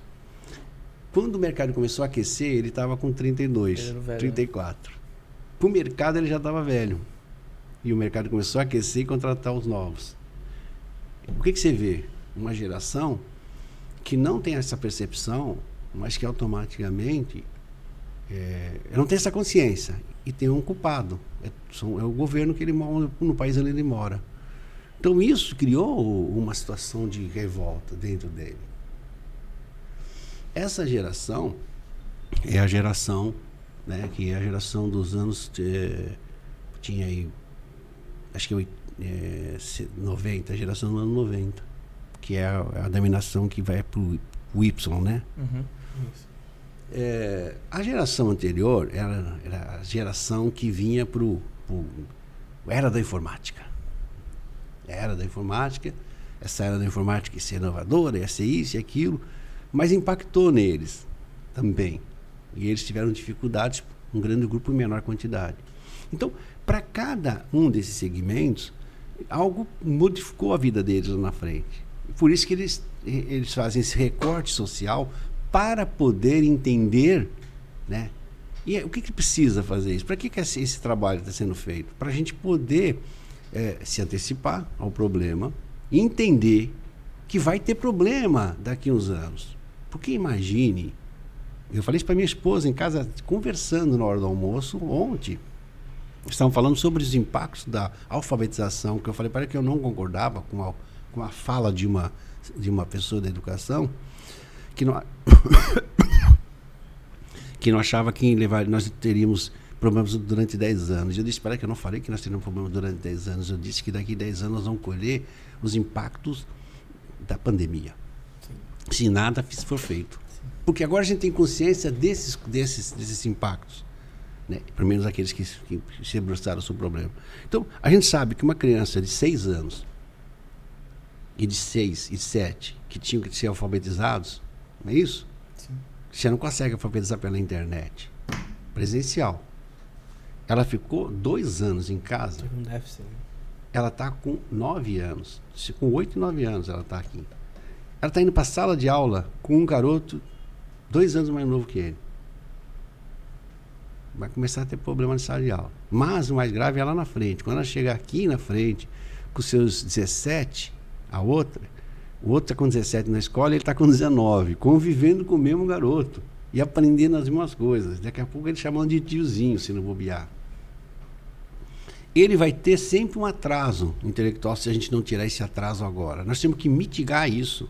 Nós temos que trazer ele para, em um espaço de 3 anos, ele chegar a estar igual à vida normal dele, para que ele não possa ser impactado no futuro e seja um problema no futuro. Num aspecto só de cronológico, de idade, mas tem um aspecto de conteúdo que precisa ser observado, que vai impactar na profissão dele lá na frente também. Então nós vamos conhecer talvez a geração W, né? Ou qualquer denominação que se dê, geração Covid, que não tem esse nome pelo menos, né? Não, Verdade, geração Covid. Né? Geração Covid, para que a gente consiga falar assim, ó, a gente precisa, então assim, mitigar esses problemas. Então eu diria que, por que você está falando isso? Porque eu me debrucei para entender um pouco das eleições também. E a eleição, ela veio carregando em si isso também.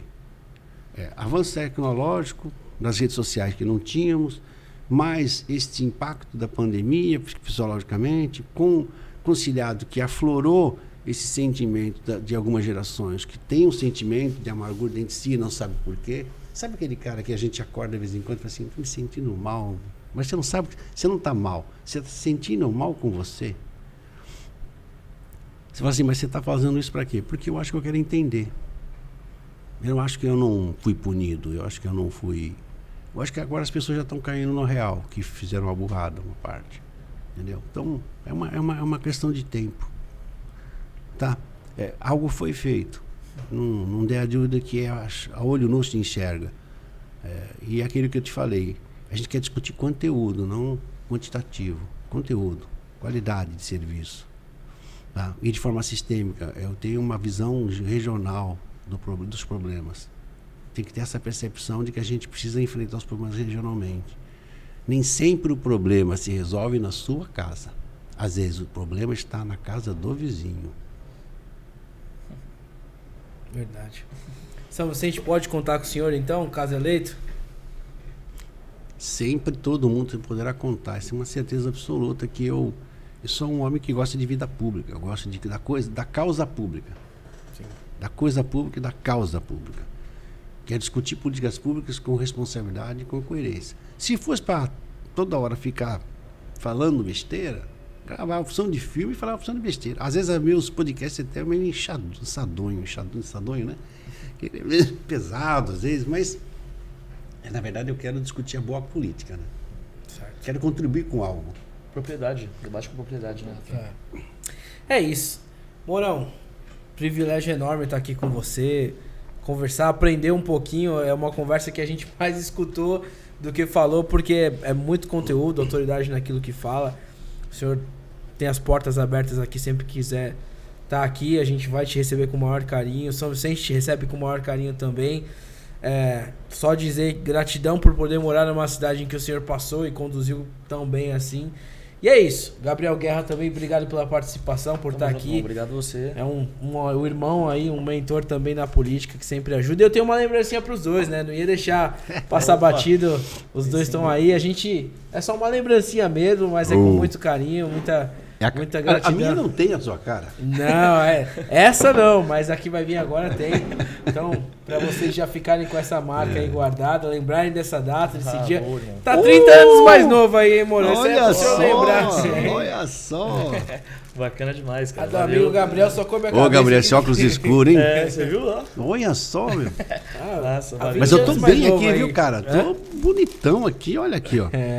Quem é o cara que fez isso aqui? Se o senhor faltasse hoje, eu já ia dar pro Marcos Machado aí. Olha, ele fez que é seu filho ali, ó. Ele fez uma cirurgia plástica aqui em mim, cara. Olha só, minha gente. Olha só. Bacana. Tira uma foto aí, galera. Obrigado, Mourão, esse aqui é o nosso Gago, nosso irmão da produção, fotógrafo, editor. Pensei que ele era a muda da novela Pantanal. Aê. Mourão, obrigadão pela aula, viu? Um prazer enorme estar com você aqui, aprender um pouco. Estou à disposição também, Rafinha, sem precisar. Sim, conte comigo. Eu até estendo o convite. Eu acho que novos políticos tinham que sentar mais e ouvir políticos que são referência. Eu sou um cara que sou muito pilhado, Guerra sabe disso. Falei agora no início do programa sobre a nossa visita em Mogi e com o prefeito Caio Cunha, que é jovem, é novo, mas assim, é muito ligado com aquilo que o senhor viveu. A gente sabe que é uma escola muito parecida. Então, assim, eu acredito que outros políticos precisam sentar, se comunicar, criar redes de conexão para aprender mais. Então, fica aqui um desafio de alguém que está extra política, fora da política, para, de repente, passar isso um pouco, essa experiência. Não só para quem está perto, mas abrir um pouco esse leque para novos vereadores. A gente conhece muita gente boa, nova, que tem vontade, mas que está apanhando porque é sempre o primeiro mandato, ou de repente quer vir a candidato. Então eu acho que o senhor tem muito a passar, muito a ensinar. Seria um privilégio enorme montar uma escola política nesse nicho aí para aprender, para conversar, enfim. E é isso. Muito obrigado. Eu queria agradecer por estar aqui participando. Gostei do programa, adorei, né? Primeiro que pedir desculpa por não ter vindo antes, porque tive aquele problema do Covid, tive que parar 15 dias e tal. E agora fiz questão de vir gravar esse programa com vocês, né? Que eu acho que é maravilhoso. Esse bate-papo com a juventude é fantástico. Eu formei um grupo de jovens para me ajudar a construir políticas públicas. Tenho lá um grupo de 22 pessoas. O Isaac O Isaac é de Praia Grande.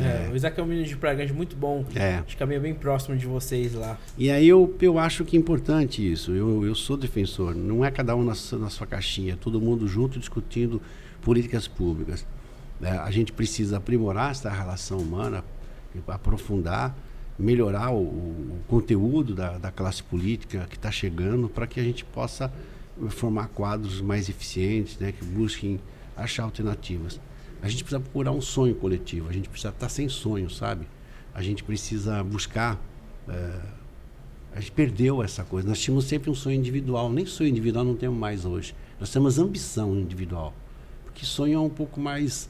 é muito mais profundo, né? Para mim o sonho seria como se um ideal, a busca de um bem, né? Que quando você busca um sonho seu, você também às vezes precisa entender que ele não pode estragar a vida dos outros.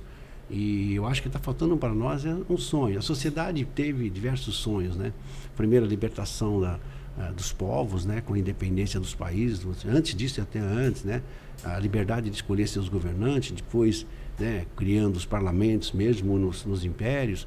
Depois a gente foi criando a independência da submissão dos países, que eram sonhos coletivos saídos da França. Depois nós vamos por um processo da independência, da escravidão, né, de a gente não subjugar as raças, que ainda a gente sabe que tem, isso é que construiu o que a gente está tentando acabar, que é o racismo, né? Depois a gente subjugou a mulher, então a mulher tinha um sonho de libertação, de direito de trabalho, direito de igualdade. Você reparou? A gente veio depois de uma discussão acirrada de extremos de pensamento, de administração, de socialismo, comunismo, né? Todo esse processo, de processo de amadurecimento. Aí veio a Segunda Guerra Mundial, veio assim essa cortina de ferro, veio a corrida espacial, a corrida tecnológica, e o homem se jogou de cabeça no seu sonho individual, egoísta. E esqueceu que o coletivo é que resolve seu problema individual. Eu acho que o meu chamamento é que a juventude religue para que a gente possa ter um sonho coletivo. Que mundo nós queremos, não é que país nós queremos. Não dá mais para discutir que país, porque nós estamos interligados no ponto de vista de país, de mundo globalizado. Mesmo que a gente queira fechar e fazer ações, amarras, a gente não vai conseguir total. Então, se não há condições, como vai viver de forma mais harmônica a humanidade, de forma mais sustentável? Então, acho que o grande sonho nosso é como evoluir como espécie humana, tendo mais igualdade social e sem degradar o nosso ambiente. E é isso que é talvez o maior sonho da humanidade. Legal. Acho que é isso. Acho que é um sonho nosso, né? Sim. Uma política que seja não sobre pessoas, mas em favor de pessoas, como um grande tabuleiro de xadrez, né? Onde E com as pessoas, né? Acho que é importante, cada né? jogada vá contemplando o outro e assim vai. É uma jogada coletiva, nunca só individual. Mas é isso. Prazerzão te receber, prefeito. Eterno prefeito, então... Boa sorte. Vamos pra cima, boa sorte nessa nova trajetória, nessa disputa que tá por vir. A gente sabe que é difícil, é cansativo, é exaustivo, mas que vale a pena sempre que tem boas pessoas aí no poder. Obrigado, gente. Obrigado, Gabriel obrigado, Guerra. obrigado. Obrigado ao nosso parceiro Plano Hamburgueria, aos nossos patrocinadores Box 15 e RM Couto Contabilidade. É um privilégio enorme também caminhar com vocês. E para você que está assistindo esse vídeo hoje, segundona, vai sair muito cupom de desconto para vocês no Plano Hamburgueria, no Plano Steakhouse. Então você que quer levar seu namorado, o pessoal para sair, comer uma comida diferente, pode ter certeza que tem muita novidade para vir para vocês. Fica ligado aqui nas nossas redes sociais, se inscreve no canal, deixa seu like nesse vídeo e encaminha para o máximo de gente que você puder, para que mais gente possa compartilhar aqui da sabedoria do nosso amigo prefeito Alberto Mourão. Tamo junto, um abraço, é isso, valeu galera, um abraço.